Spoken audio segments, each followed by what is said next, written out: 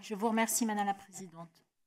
Nous devons nous souvenir que nous sommes en terrain miné, notamment par l'esprit de diabolisation permanent qui a tenu lieu de débat lors de la dernière législature quand la famille était évoquée.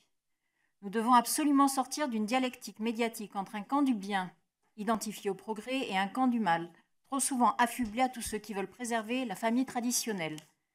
Nous sommes tous ici les enfants et pour certains d'entre nous aussi les parents de la génération du divorce de masse. C'est un fait social incontournable.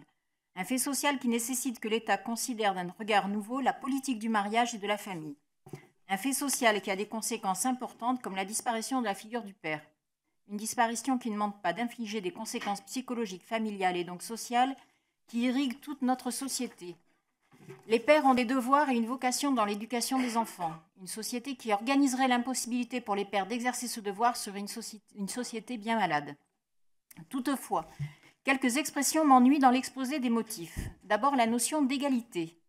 À proprement parler, je ne sais pas s'il faut prendre le sujet sous cet angle, mais plutôt dans celui de la complémentarité.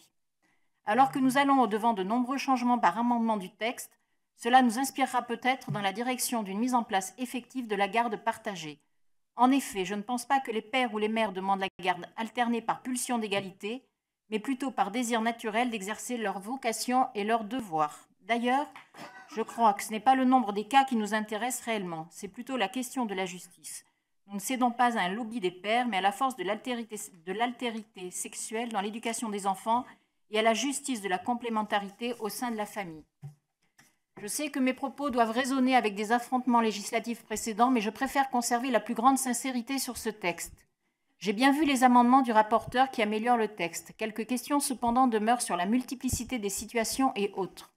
Je continue donc à penser, même s'il faudrait évidemment des compléments dans les articles précédents, qu'il serait plus opportun de centrer la proposition sur l'article 373.2.11 du Code civil, où la loi définit les raisons de sa décision sur l'autorité parentale de manière précise. Aussi pourrait-on y intégrer la question de la résidence. Les amendements de notre collègue Xavier Breton sont intéressants à ce titre. Faire de la garde alternée la règle absolue pose bien des questions sur la stabilité du jeune enfant, des questions que nous ne pouvons négliger. Je vous remercie.